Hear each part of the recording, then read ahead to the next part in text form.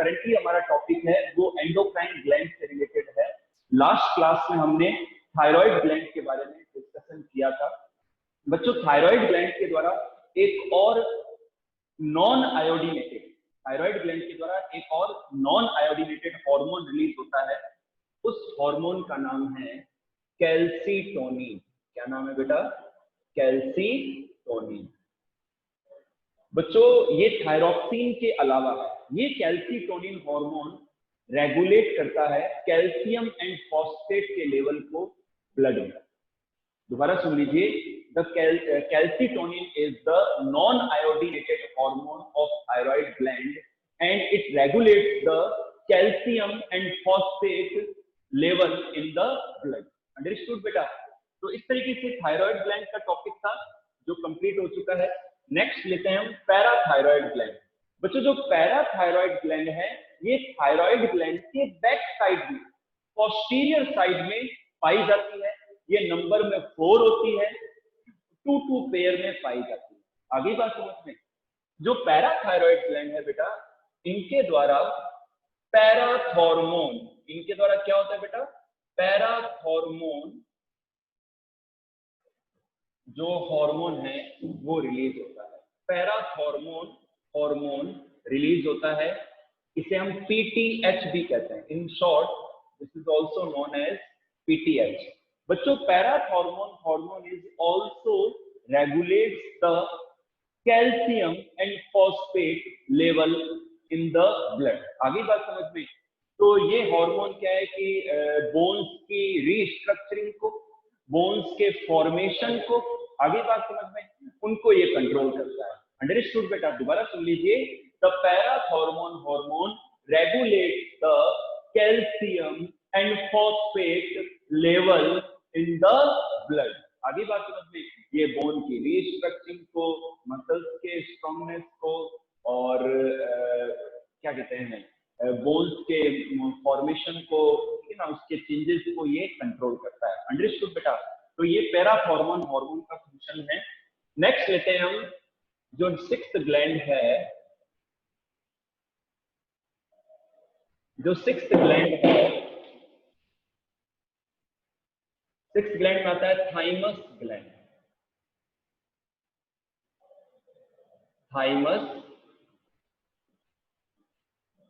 Thymus gland क्या है? बच्चों, थाइमस ग्लैंड जो होती है वो हमारे हार्ट के फ्रंट पार्ट में पाई जाती है। थाइमस ग्लैंड हार्ट के फ्रंट पार्ट में पाई जाती है। आगे बात समझ में। और ये एक जो अडल्ट होता है, एक जो जवान व्यक्ति होता है, उसमें फुली डेवलप होती है। ठीक है? मतलब बच्चे में साइज में छोटी होती है, बच्चा जैसे जैसे ग्रो करता है तो थाइमस ग्लैंड भी ग्रो होती चली जाती है। आगे बात समझ में। और जब जवान हो जाता है तो मैक्सिमम साइज में आ जाती है। उसके बाद में जैसे जैसे एज बढ़ती है तो जो थाइमस ग्लैंड है वो श्रिंक होती चली जाती है और ओल्ड एज में पूरी तरीके से ये श्रिंक हो जाती है, रिड्यूस हो जाती है। और थाइमस ग्लैंड हमारी इम्यूनिटी से रिलेट करती है। ये हमारी इम्यूनिटी को बूस्ट करती है, ये हमारी इम्यून पावर को बढ़ाती है। आगे बात समझ में। ये बच्चों एक हार्मोन रिलीज करती है thymus gland, thymosin. Thymus gland thymosin hormone release करती है। इसके द्वारा एक तो टी लिम्फोसाइट सेल्स का मैच्योरेशन होता है, फॉर्मेशन होता है। जो टी लिम्फोसाइट सेल्स हैं उनका फॉर्मेशन होता है। जो टी लिम्फोसाइट जो सेल्स हैं उनका फॉर्मेशन होता है, उनका प्रोडक्शन होता है।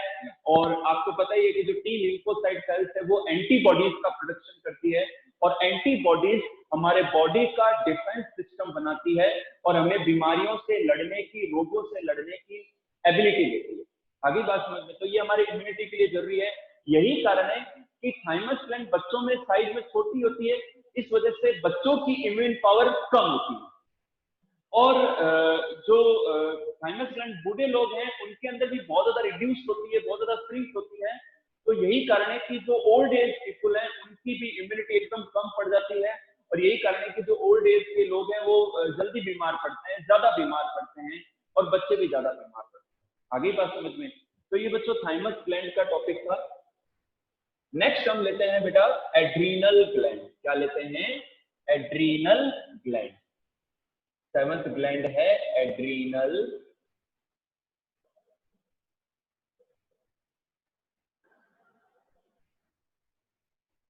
Okay, adrenal gland. बच्चों एड्रीनल ग्लैंड जो होती है वो येलो कलर की और किडनीज के अपर पार्ट में, किडनीज के ऊपर पाई जाती है। और इसके दो पार्ट हैं, एक तो आउटर पेरिफेरल पार्ट जिसे हम एड्रीनल कॉर्टेक्स कहते हैं। क्या कहते हैं? एड्रीनल कॉर्टेक्स कहते हैं।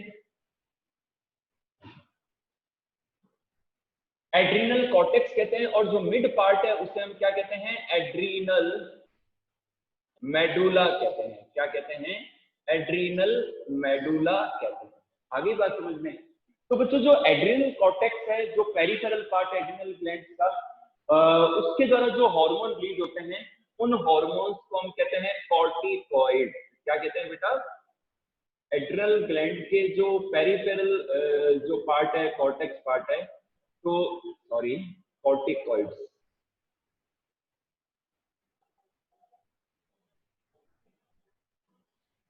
ओके, एड्रिनल ग्लैंड के कॉर्टेक्स पार्ट के जो हार्मोन्स हैं उन्हें हम क्या कहते हैं? कॉर्टिकॉइड्स कहते हैं। क्या कहते हैं बेटा?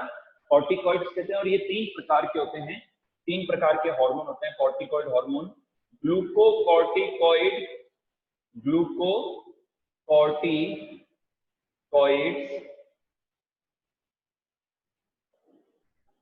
ग्लूकोकॉर्टिकॉइड्स, और जो सेकंड हार्मोन है वो है मिनरेलोकॉर्टिकॉइड। क्या है बेटा? मिनरेलोकॉर्टिकॉइड।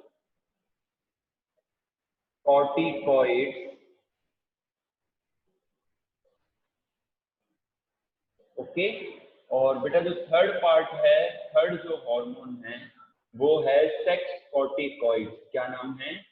Sex corticoids. Okay, glucocorticoids, mineralocorticoids and sex corticoids. Understood बेटा? अब ग्लूकोकॉर्टिकॉइड क्या है बच्चों? ये ग्लूकोकॉर्टिकॉइड हमारी बॉडी के अंदर, हमारी सेल्स के अंदर ग्लूकोज के मेटाबॉलिज्म को रेगुलेट करता है। सेकंड लेते हैं मिनरेलोकॉर्टिकॉइड। ये मिनरल्स के, दोबारा सुन लीजिए, ये मिनरल्स के लेवल को रेगुलेट करता है, मिनरल्स के मेटाबॉलिज्म को रेगुलेट करता है। नेक्स्ट लेते हैं सेक्स कॉर्टिकॉइड। जो सेक्स कॉर्टिकॉइड है ये सेक्सुअल बिहेवियर को, सेक्सुअल कैरेक्टर्स को कंट्रोल एंड रेगुलेट करता है। आगे बात समझ में? तो ये तो हो गया एड्रिनल कॉर्टेक्स के हार्मोन। अब लेते हैं बेटा हम एड्रिनल मेडुला।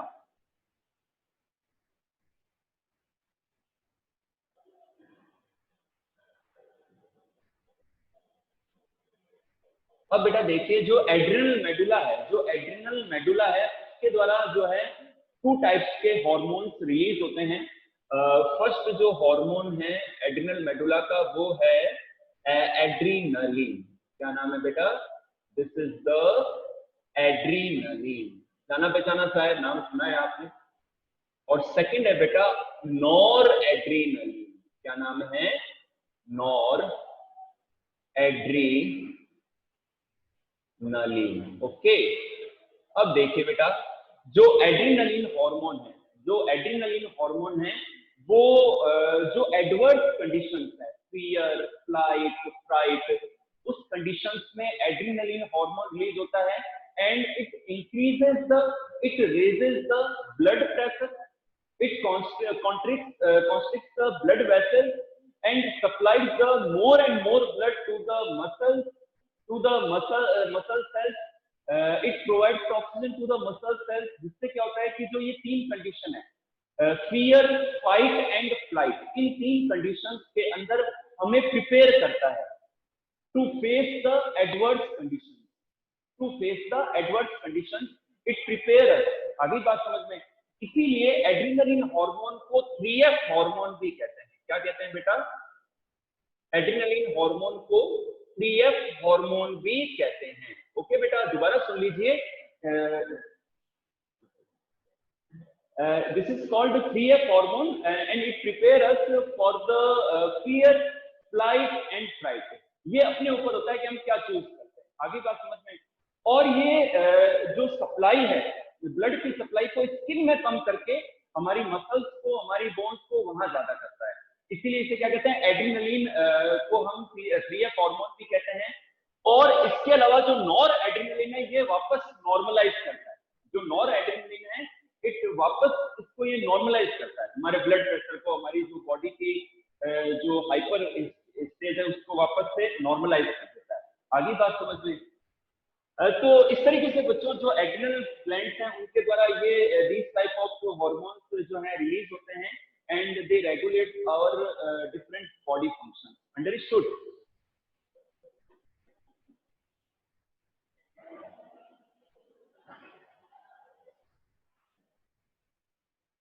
बच्चों मैं समझ रहा हूँ आपको बड़ा मजा आ रहा होगा। बच्चों जो एड्रिनल ग्लैंड है एंडोक्राइन, आप बच्चों जो भी बायोलॉजी ऑप्ट करेंगे 11th के अंदर, मैं आपको बता दूं कि जो नीट है या जो कोई भी कंपटीशन है उसका 70% जो सिलेबस है वो 11th के अंदर है, जो 70% सिलेबस है वो 11th के अंदर है।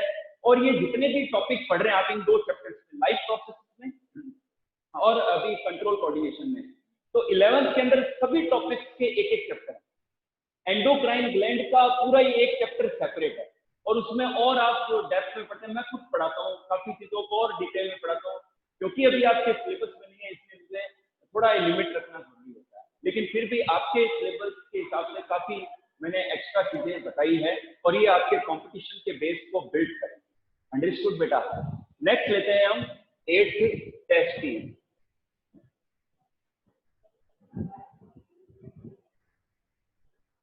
बात करते हैं बच्चों टेस्टिस की।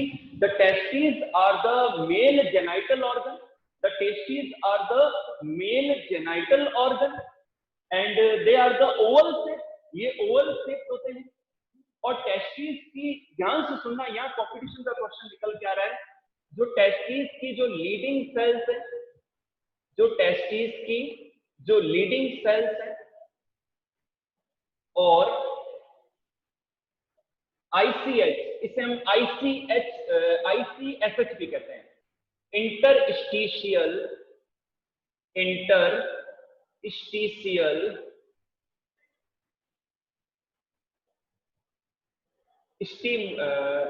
इंटरस्टिशियल सेल स्टिमुलेटिंग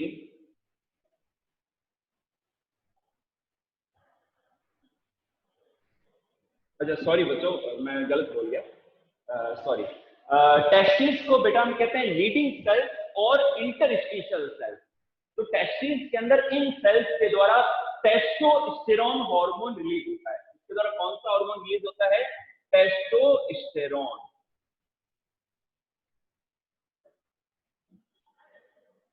टेस्टिस के इंटरस्टिशियल सेल्स के द्वारा टेस्टोस्टेरोन हार्मोन रिलीज होता है।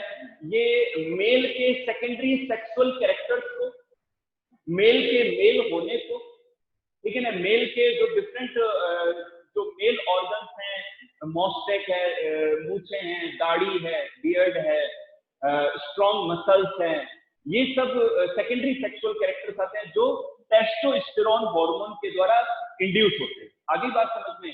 तो इस तरीके से, और जो रिप्रोडक्शन की एबिलिटी है वो भी टेस्टोस्टेरोन हार्मोन की वजह से ही आती है।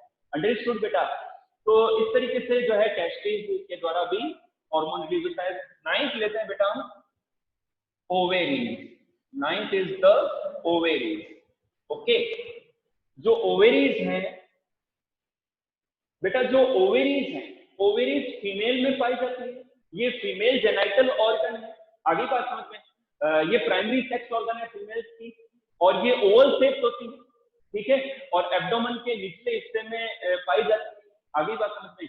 और इनके द्वारा दो प्रकार के हार्मोन रिलीज होते हैं कि ओवेरी के अंदर जब ओवेरियन फॉलिकल्स, फॉलिकल्स हैं क्लम्प ऑफ सेल्स, ओवेरी के अंदर जो क्लम्प ऑफ सेल्स हैं उन्हें हम क्या कहते हैं? ओवेरियन फॉलिकल्स कहते हैं। क्या कहते हैं बेटा? हम जो क्लम्प ऑफ सेल्स है, ओवेरीज के अंदर जो क्लम्प ऑफ सेल्स है उन्हें हम ओवेरियन फॉलिकल्स कहते हैं। और इन्हीं में से कोई एक सेल एग बन जाती है, ओव्यूम बन जाती है। आगे बात समझ में? अब ओवेरियन फॉलिकल धीरे धीरे डेवलप होता है, तो उसके अंदर जो ओव्यूम है वो भी धीरे धीरे डेवलप होता है। अच्छा, इसी दौरान ओवेरियन फॉलिकल्स की सेल्स के द्वारा एस्ट्रोजन हार्मोन रिलीज होता है। क्या होता है बेटा? एस्ट्रोजन हार्मोन रिलीज होता है। आगे बात समझ में? जो ओवेरियन फॉलिकल्स है उनकी सेल्स के द्वारा एस्ट्रोजन एस्ट्रोजन हार्मोन रिलीज होता है, आगे बात समझ में, और ये हार्मोन फीमेल के सेकेंडरी सेक्सुअल कैरेक्टर्स को कंट्रोल करता है। जो एस्ट्रोजन हार्मोन है ये फीमेल के सेकेंडरी सेक्सुअल कैरेक्टर्स को कंट्रोल करता है। फीमेल के फीमेल होने के लिए सॉफ्ट स्किन होना, हाई पिच वॉइस होना, ठीक है ना, कोमल शरीर होना, हड्डियां इतनी जो मसल्स है इतनी स्ट्रांग ना होना, ये सब क्या फीमेल के कैरेक्टर्स हैं। आगे फीमेल सेकेंडरी सेक्सुअल कैरेक्टर, इनको कौन रेगुलेट करता है? एस्ट्रोजन। इसके बाद में 10th हार्मोन लेते हैं बेटा हम, सॉरी 10th क्या, अच्छा, जब बच्चों ओवेरियन फॉलिकल्स पूरी तरीके से डेवलप हो जाते हैं तो इन ओवेरियन फॉलिकल्स के द्वारा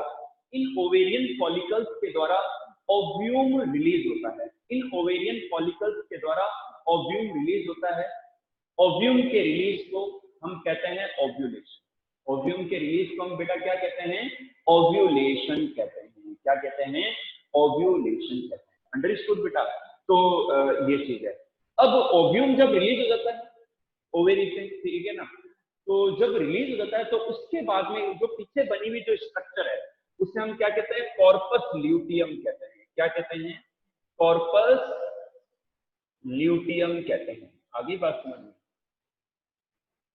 अब ये जो कॉर्पस ल्यूटियम नाम की जो स्ट्रक्चर है इनके द्वारा प्रोजेस्टेरोन हार्मोन रिलीज होता है।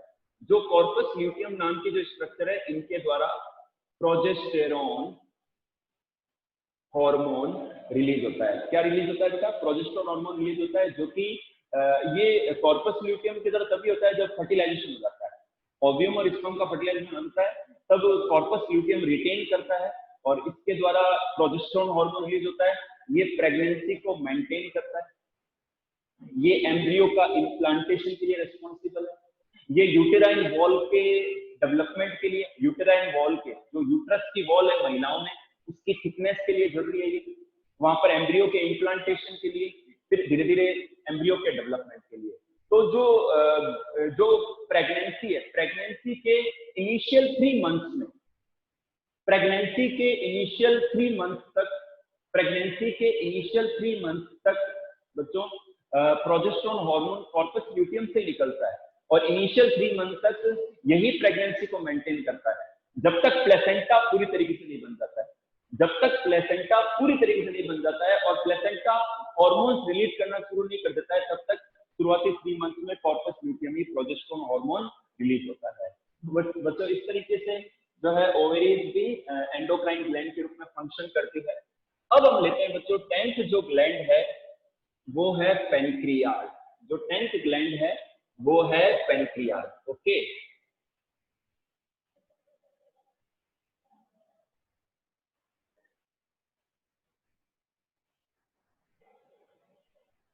बच्चों पेनक्रियाज एक हिट्रोक्लाइंड ग्लैंड है। पेनक्रियाज एक हिट्रोक्राइन ग्लैंड है। ये पेनक्रियाज क्या है? एक हिट्रोक्राइन ग्लैंड है और इसे हम मिक्स्ड ग्लैंड भी कहते हैं। क्या कहते हैं बेटा? इसे हम मिक्स्ड ग्लैंड भी कहते हैं। क्या कहते हैं? इसे हिट्रोक्राइन ग्लैंड है और इसे हम मिक्स्ड ग्लैंड भी कहते हैं। आगे बात समझ में, क्योंकि मैंने बताया था कि इसका कुछ पार्ट ऐसा है जो एक्सोक्राइन है और इसका कुछ पार्ट ऐसा है जो एंडोक्राइन है। आगे बात समझ में, तो जो एक्सोक्राइन पार्ट है उसके द्वारा एंजाइम्स रिलीज होते हैं और जो एंडोक्राइन पार्ट है उनके द्वारा हार्मोन रिलीज होते हैं। तो पेनक्रियाज का जो एंडोक्राइन पार्ट है बेटा, उस एंडोक्राइन पार्ट को हम कहते हैं आइलेट्स। उस एंडोक्राइन पार्ट को हम कहते हैं islets of Langerhans. Islets of Langerhans कहते हैं। क्या कहते हैं बेटा? आइलेट्स ऑफ लैंगरहैंस कहते हैं। आगे बात समझ में बच्चों, जो आइलेट्स ऑफ लैंगरहैंस है इनकी जो अल्फा सेल्स हैं, आइलेट्स ऑफ लैंगरहैंस की जो अल्फा सेल्स हैं, इन अल्फा सेल्स के द्वारा, सॉरी मैं गलत बोल गया, अल्फा सेल्स नहीं beta cells, islets of Langerhans की बीटा सेल्स के द्वारा इंसुलिन हार्मोन रिलीज होता है। क्या होता है बेटा? इंसुलिन हार्मोन रिलीज होता है। आगे बात समझ में, तो इंसुलिन हार्मोन क्या करता है बच्चों, हमारे ब्लड में ग्लूकोज के लेवल को, शुगर के लेवल को रेगुलेट करता है, रिड्यूस करता है, कंट्रोल। आगे बात समझ में। तो जब कभी भी हमारे ब्लड के अंदर ग्लूकोज का या शुगर का लेवल बढ़ने लगता है, तब उस कंडीशन में जो इंसुलिन हार्मोन है, ये ग्लूकोज को कन्वर्ट करता है ग्लाइकोजन में। ये क्या करता है बेटा,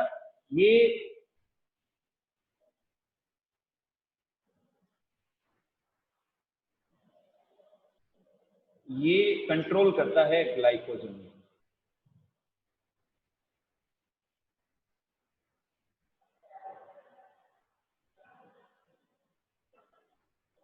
ग्लूकोज जो है वो इंसुलिन हार्मोन के द्वारा कन्वर्ट होता है ग्लाइकोजन के अंदर। जो ग्लूकोज है वो इंसुलिन के द्वारा कन्वर्ट होता है ग्लाइकोजन के अंदर। आगे बात समझ में। और जो ग्लाइकोजन है ये रिजर्व फूड है, और इसको ये डाल देता है लीवर की सेल्स के अंदर, तो वहां ये स्टोर पड़ा रहता है। आगे बात समझ में। तो इस तरीके से बढ़ते हुए या इंक्रीजिंग जो शुगर लेवल है या ग्लूकोज के लेवल है, उसको रेगुलेट करने का, उसको रिड्यूस करने का काम कौन करता है, इंसुलिन हार्मोन करता है। क्या करता है बेटा, इंसुलिन हार्मोन करता है। आगे बात समझ में। तो इंसुलिन किसके द्वारा रिलीज होता है, बीटा सेल्स के द्वारा। अब क्या होता है बच्चों, आज की लाइफ स्टाइल ऐसी हो गई है कि शुगर यानी कि डायबिटीज और ब्लड प्रेशर ये कॉमन डिजीज है। हर घर में आपको, मतलब जितने भी कैंडिडेट है वो सभी मिल जाएंगे आपको। ब्लड प्रेशर के मरीज भी मिल जाएंगे और शुगर के भी। उसका मेन रीजन ये है कि लाइफ स्टाइल इजी हो गई है। वर्कआउट कम हो गया है, पैदल चलना कम हो गया है, साइकिल चलाना कम हो गया है, ठीक है ना, सुविधाएं ज्यादा बढ़ गई हैं, रेस्ट ज्यादा हो गया है। तो इसकी वजह से क्या होता है कि जो ग्लूकोज जनरली वर्कआउट के दौरान खर्च हो जाना चाहिए वो खर्च नहीं होता है, और वो ग्लूकोज या शुगर पड़ी रह जाती है, और इससे क्या हो जाती है, डायबिटीज हो जाती है। तो डायबिटीज क्या होती है, जब इंसुलिन का निकलना बंद हो जाए या इंसुलिन का कम सिक्रेशन हो, तो उस कंडीशन में क्या होता है कि फिर ग्लूकोज रिटेन करता है बॉडी के अंदर, ब्लड के अंदर, और पड़ा रहता है, वो धीरे धीरे बढ़ता रहता है। आगे बात समझ में। तो इस बीमारी को, जिसमें इंसुलिन निकलना बंद हो जाता है या कम सिक्रेशन होता है, ग्लूकोज पड़ा रहता है ब्लड में, इस बीमारी को हम कहते हैं डायबिटीज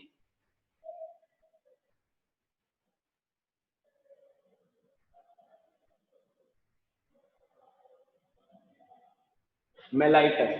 डायबिटीज मेलाइटस क्या कहते हैं, डायबिटीज मेलाइटस कहते हैं। आगे बात समझ में। तो इस तरीके से, ठीक है ना बच्चों। मेरा क्या कंसेप्ट है, मैं क्या कहता हूँ, मैं ये कहता हूँ भले आप, अच्छा कई लोग पहले ये सोचते हैं कि मीठा खाने से शुगर हो जाती है। नहीं बेटा, ऐसा बिल्कुल भी नहीं है। शुगर तो इंसुलिन ना निकलने से होती है। इंसुलिन कब नहीं निकलेगा, जब हमारे हाइपोथैलेमस का कंट्रोल पिट्यूटरी ग्लैंड पर हट जाएगा, पिट्यूटरी ग्लैंड का कंट्रोल पैंक्रियाज पर हट जाएगा, तो उस कंडीशन में इंसुलिन का प्रोडक्शन बंद हो जाता है। आगे बात समझ में। तो लोग ऐसा कहते हैं, अगर ऐसा होता कि मीठा खाने से अगर शुगर बढ़ती है, तो फिर जो गाँव में आज भी लोग 1-1 किलो हलवा खा जाते हैं, 1 kg हलवा खा जाते हैं, 1 किलो जलेबी खा जाते हैं, ठीक है ना। ऐसे अपने बीकानेर में जो सिटी का एरिया, जो ग्रामीणों का एरिया, वहां पर भी आज भी क्या डाइट अच्छी है।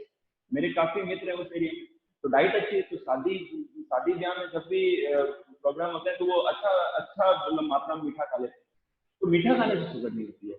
और वो जो मेरा तो एक कंसेप्ट है, आप मीठा चाहे 2 किलो खा लो, शर्त ये है, एक ही शर्त है, वो खर्च हो जाना चाहिए। अगर वो मीठा पड़ा रह गया शरीर में, नुकसान कर जाएगा। खर्च कैसे होगा, जब आप वर्कआउट करोगे, आप खेलोगे, रनिंग करोगे, वर्क करोगे, तब आपके खर्च हो जाएगा। तो ज्यादा खाने में कोई प्रॉब्लम नहीं, ज्यादा आप खा रहे हो, लेकिन उस लेवल का काम भी तो होना चाहिए। आज जो लोग फार्मर्स हैं, जो खेतों में काम करते हैं, फार्म्स में काम करते हैं थोड़े थोड़े दिन, तो उनकी डाइट बहुत अच्छी होती है, क्योंकि वो दिन भर इतना वर्कआउट करते हैं कि वो सारा कंज्यूम हो जाता है, सारा खर्च हो जाता है। आगे बात समझ में। तो इस तरीके से, तो डायबिटीज मेलाइटस डिजीज होती है इंसुलिन के लो सिक्रेशन से। अब बात करते हैं आइलेट ऑफ लैंगरहैंस की, जो beta cells, sorry alpha cells. ध्यान रखना दोस्तों, बीटा सेल्स से, ये भी कंपटीशन का क्वेश्चन है, नीट वगैरह में आता है। बीटा सेल्स के द्वारा इंसुलिन रिलीज होता है, और अल्फा सेल्स के द्वारा, अल्फा सेल्स के द्वारा ग्लूकागोन हार्मोन रिलीज होता है। अल्फा सेल्स के द्वारा बेटा क्या होता है, ग्लूकागोन हार्मोन रिलीज होता है। और ये क्या करता है कि जब ब्लड में ग्लूकोज का लेवल गिरने लगता है, जब ब्लड में ग्लूकोज का या शुगर का लेवल गिरने लगता है, जब हम फास्टिंग करते हैं, हम भूखे होते हैं, काफी टाइम तक खाना नहीं खाते हैं, तो उस कंडीशन में क्या होता है कि ब्लड में ग्लूकोज का लेवल ब्लड ग्लूकोज, भाई ग्लूकोज क्या है, एनर्जी सोर्स है, रेस्पिरेटरी सबस्ट्रेट है। ग्लूकोज क्या है, रेस्पिरेटरी सबस्ट्रेट है। रेस्पिरेशन के दौरान ग्लूकोज ही तो खर्च होता है, तो ये रेस्पिरेटरी सबस्ट्रेट है। तो ये जब धीरे धीरे खर्च होने लगता है, बात समझ में आ गई आपकी, ये जब खर्च होने लगता है तो इसकी मात्रा कम हो जाती है। तो उस कंडीशन में क्या होता है, ग्लूकागोन हार्मोन रिलीज होता है, और ये क्या करता है, लीवर में जो स्टोर्ड पड़े हुए ग्लाइकोजन को क्या करता है, कन्वर्ट करता है। ग्लाइकोजन को क्या करता है, कन्वर्ट करता है। किसमें करता है, ग्लूकोज में करता है। ये क्या करता है बेटा, ग्लाइकोजन को कन्वर्ट करता है ग्लूकोज में। Okay, it converts the glycogen into glucose, और वापस से जो ब्लड ग्लूकोज लेवल है उसको नॉर्मलाइज कर देता है। क्या करता है बेटा, नॉर्मलाइज कर देता है। आई बात समझ में? तो इस तरीके से। तो ये बच्चों एंडोक्राइन ग्लैंड्स का पार्ट था, जो कि ये है ना। इसके अलावा बच्चों मैं एक दो चीजें और बता दूं आपको। ये एंडोक्राइन ग्लैंड्स फिनिश होती है, ठीक है बेटा।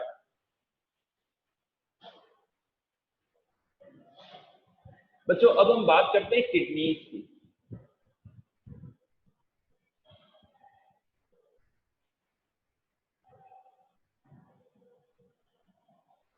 किडनीज की मैं बात कर रहा हूँ बेटा। किडनीज के अंदर जो एक हार्मोन रिलीज होता है बेटा, एरेथ्रोपोएटिन। किडनीज के अंदर एक हार्मोन रिलीज होता है एरेथ्रोपोएटिन। तो जो एरेथ्रोपोएटिन है बेटा, ये क्या करता है, ये बोन मेरो के अंदर एरेथ्रोसाइट्स यानी कि आरबीसी के प्रोडक्शन को इंड्यूस करता है। ये बोन मेरो में एरेथ्रोसाइट्स यानी कि आरबीसी के प्रोडक्शन को इंड्यूस करता है, स्टिमुलेट करता है। आगे बात समझने तो एक तो ये हो गया। इसके अलावा एक और हार्मोन निकलता है जिसका नाम है रेनिन। क्या करता है बेटा, रेनिन। ये रेनिन हार्मोन क्या करता है कि जो ब्लड वेसल्स है उनको कॉन्स्ट्रिक्शन का कॉन्ट्रैक्शन करवाता है, और ब्लड प्रेशर को राइज करवाता है, ब्लड प्रेशर को बढ़ाता है। क्या करता है बेटा, ब्लड प्रेशर को बढ़ाता है, रेनिन। आगे बात समझ में। अब हम बात करते हैं हार्ट की। बच्चों जो हार्ट है, हार्ट के द्वारा जो हार्ट का जो एट्रियल टिश्यू है, ठीक है ना, जो एट्रियल टिश्यू है उसके द्वारा एट्रियल नेट्री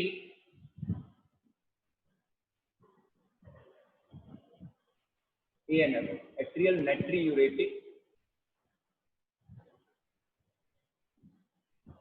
फैक्टर, इसे हम एएनएफपी कहते हैं। बच्चों हार्ट के एट्रियल टिश्यूज के द्वारा एट्रियल नेट्री यूरेटिक फैक्टर रिलीज होते हैं। ये क्या करते हैं, ब्लड वेसल्स को डायलेट करते हैं, ब्लड के प्रेशर को जो बढ़ा हुआ है, जो राइज है, उसको रिड्यूस करते हैं, तो ब्लड प्रेशर को वापस कम करते हैं, नॉर्मलाइज करते हैं। तो ये भी कुछ एक ग्लैंड्स के रूप में पाए जाते हैं। आगे बात करते हैं तो इस तरीके से। इसके अलावा बच्चों जो हमारा स्टमक है, स्टमक के अंदर भी जो गैस्ट्रिन हार्मोन रिलीज होते हैं, तो वो गैस्ट्रिक जो ग्लैंड्स हैं हमारे डाइजेस्टिव सिस्टम के, उसके द्वारा एंजाइम के रिलीज को इंड्यूस करते हैं। इसके अलावा जो सिक्रेटिन है वो एंजाइम के रिलीज को इनहिबिट करते हैं। तो ये भी कुछ ग्लैंड्स के रूप में फंक्शन करते हैं। अंडरस्टूड बेटा?